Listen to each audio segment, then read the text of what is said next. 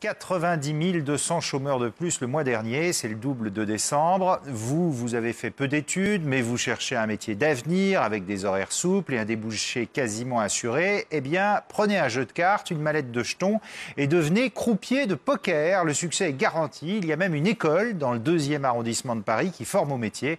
Reportage de Diane Dessobo, Marika Julien et Bastien Morassi. 2 joueurs, un tapis.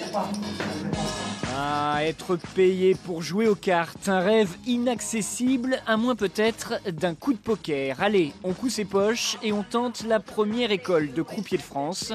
Ici, pas besoin d'avoir fait de hautes études, vous devez juste présenter un casier judiciaire vierge.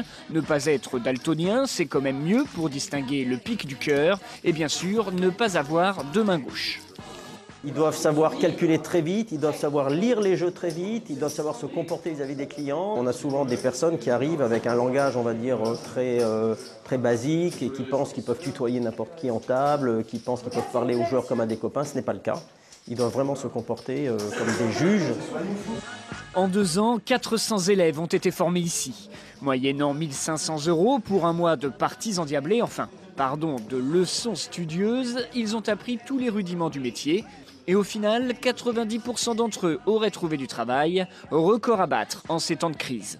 C'est pour ça justement que j'ai choisi ça, parce que j'ai envie d'avoir un boulot, on va dire, dans le mois qui suit, quoi. Surtout que j'ai pas le bac, donc je pense pas que j'aurais pu trouver un boulot aussi bien payé que croupier.